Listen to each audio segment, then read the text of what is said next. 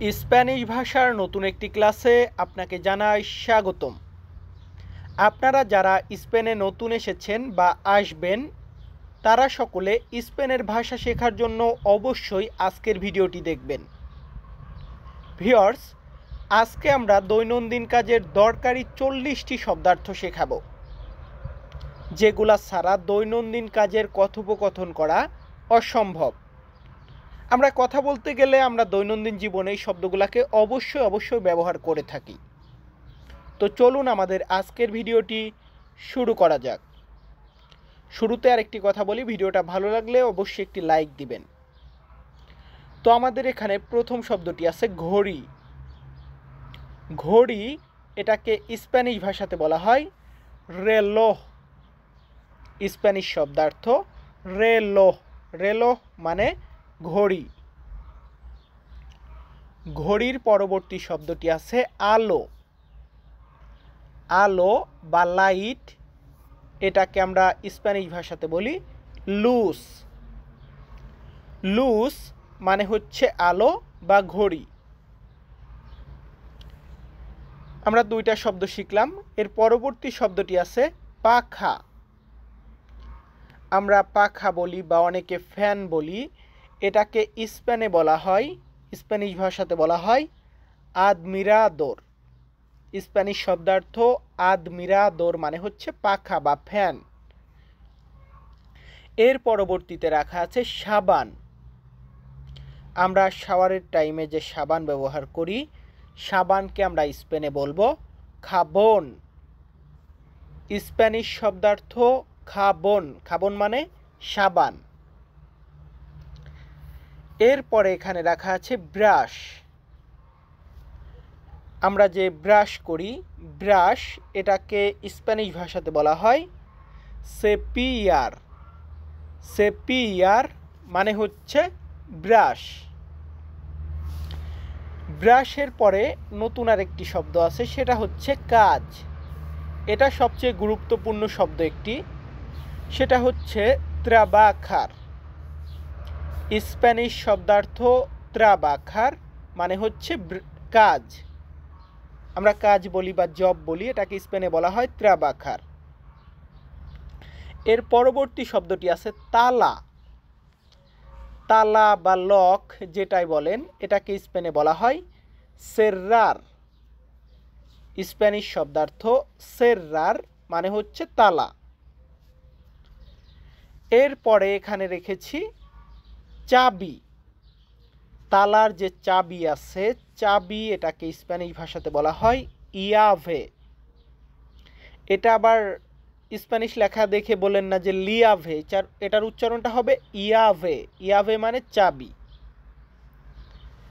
চাবির পরবর্তীতে আমরা রেখেছি জুতা।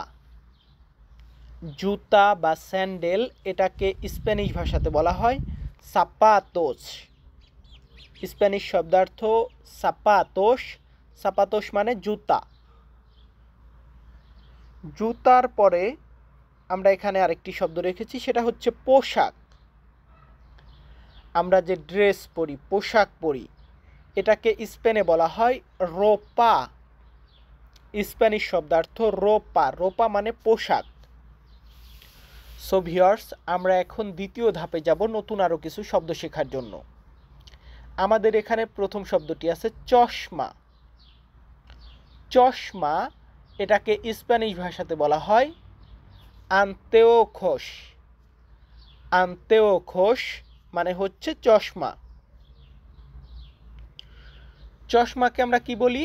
আন্তেওখোস। এরপর আমরা রেখেছি পানি। আমরা যে পানি পান করি, পানি বা জল, এটাকে স্প্যানিশ ভাষাতে বলা হয় আগুয়া। আগুয়া মানে হচ্ছে পানি। পানির পরবর্তী শব্দটি এখানে আছে গাড়ি। আমরা যে যাতায়াতের জন্য গাড়ি ব্যবহার করি, গাড়ি এটাকে স্পেনে বলা হয় আউতো। শুধু স্পেন না, আপনি যদি ইউরোপের দিকে ফোকাস করেন, ম্যাক্সিমাম কান্ট্রি, ম্যাক্সিমাম ল্যাঙ্গুয়েজেই গাড়িকে আউতো বলে। ইতালিয়ান বলেন বা হাঙ্গেরিয়ান বলেন, পোলিশ বলেন, এটাকে আউতো বলে। তো যাই হোক, পরে আছে কি? পরে আছে কোমের। স্প্যানিশ শব্দার্থ কোমের, কোমের মানে খাওয়া। আমরা যে খাবার খাই, খাওয়া, এটাকে বলা হয় কোমের। এর পরবর্তীতে আছে যাওয়া।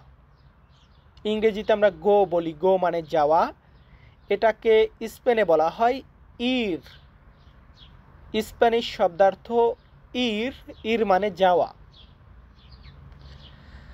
যাওয়ার পরবর্তী শব্দটি এখানে আছে কি? এখানে আছে বাজার।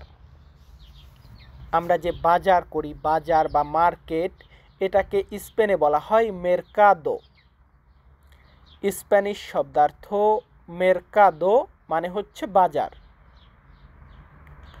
তো বাজার আমরা শিখলাম। এরপর আমরা শিখব পার্ক। আমরা যে পার্কে যাই, পার্ক, এটাকে স্প্যানিশ ভাষাতে বলা হয় পার্কে। পার্কে উচ্চারণটা ভিন্ন, কিন্তু পার্কে মানে পার্ক। অনেকে পার্কো বলে, তো পার্কো বলে হচ্ছে আপনার পর্তুগিজে এটা পার্কো বলে, বাট স্পেনে আমরা পার্কে বলি। এরপরে আছে কোচিনা। কোচিনা মানে হচ্ছে রান্নাঘর। আমরা যে রান্না করি, রান্নাঘর, এটাকে স্প্যানিশ ভাষাতে বলা হয় কোসিনা। এরপরে আছে রান্না করা। রান্নাঘরে যে আমরা রান্না করি, এই রান্না করা, এটাকে বলা হয় কোসিনান্দো। কোসিনান্দো মানে রান্না করা, কোসিনা মানে রান্নাঘর। এরপরে আমরা কি রেখেছি? এরপরে আমরা রেখেছি মানুষ। মানুষ বা লোক, এটাকে স্প্যানিশ ভাষাতে বলা হয় হেন্তে। হেন্তে মানে হচ্ছে মানুষ বা লোক। সো ভিউয়ার্স, আমরা এখন তৃতীয় ধাপে চলে এসেছি। আমাদের তৃতীয় ধাপটির প্রথম শব্দটি আছে স্কুল। স্কুল, এটাকে স্প্যানিশ ভাষাতে বলা হয় এসকুয়েলা। এসকুয়েলা শব্দের অর্থ হচ্ছে স্কুল।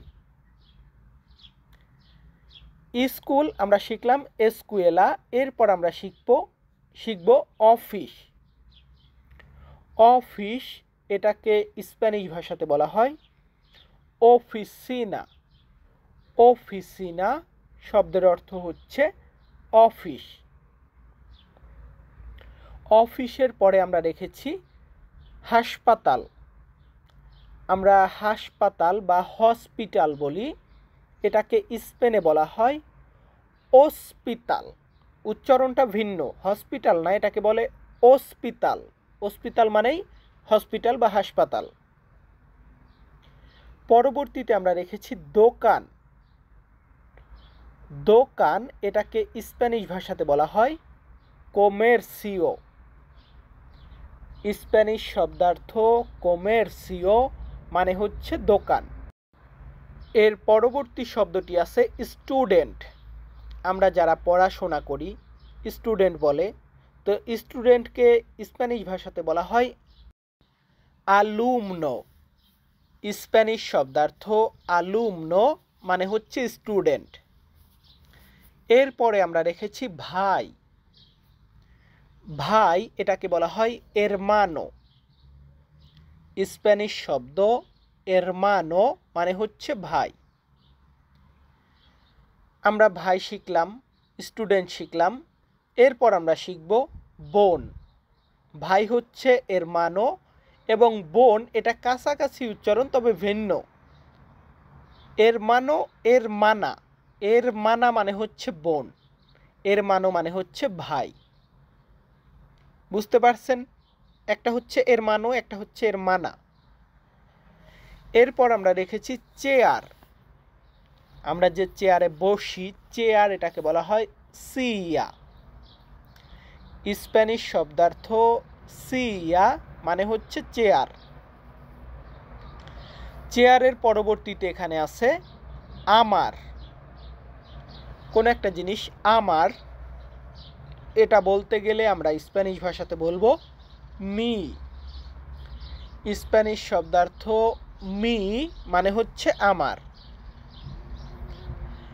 আমার এর পরবর্তী শব্দটি আছে বেতন। বেতন বা স্যালারি, এটাকে স্প্যানিশ ভাষাতে বলা হয় সালারিও।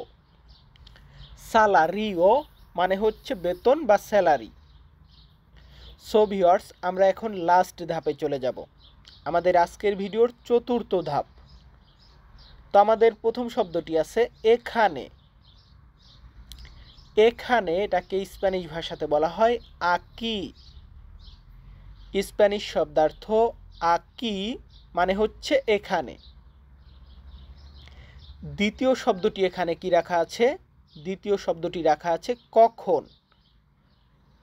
কখন এটা বলতে গেলে আমরা স্প্যানিশ ভাষাতে বলবো কুয়ান্দো। স্প্যানিশ শব্দার্থ কুয়ান্দো মানে হচ্ছে কখন।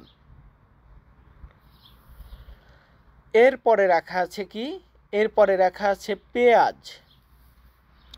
আমরা যে পেঁয়াজ দিয়ে রান্না করি, পেঁয়াজ খাই, পেঁয়াজকে স্পেনে বলা হয় সেবোইয়া।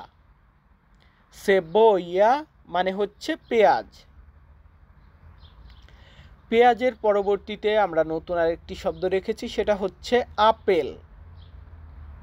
আপেল এটার স্প্যানিশ শব্দ হবে মানসানা।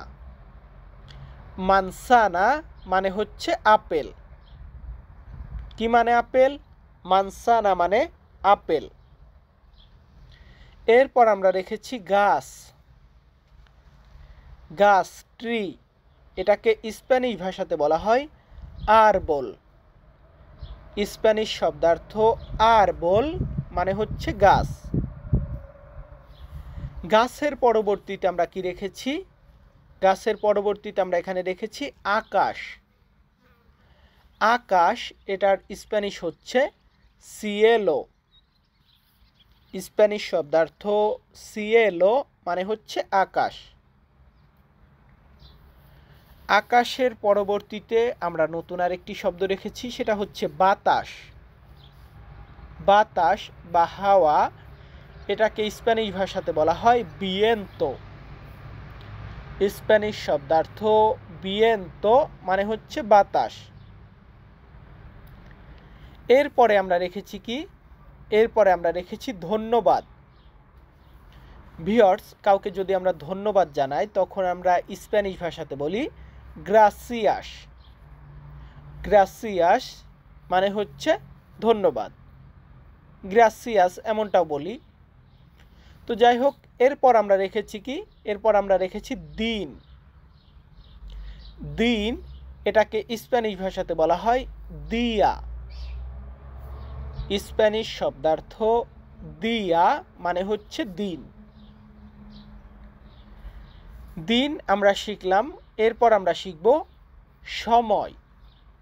আমাদের আজকের ভিডিওর লাস্ট শব্দটি আছে সময়। সময়কে আমরা স্পেনে বলি তিয়েম্পো। স্প্যানিশ শব্দার্থ তিয়েম্পো মানে হচ্ছে সময়। সো ভিউয়ার্স, আমি তন্ময় তপু আজকের ভিডিওটা মেক করেছি। ভিডিওটা ভালো লাগলে অবশ্যই লাইক করবেন, কমেন্ট করবেন। সকলে ভালো থাকবেন, সুস্থ থাকবেন। আবারও দেখা হবে নতুন কোনো ভিডিওতে। ধন্যবাদ।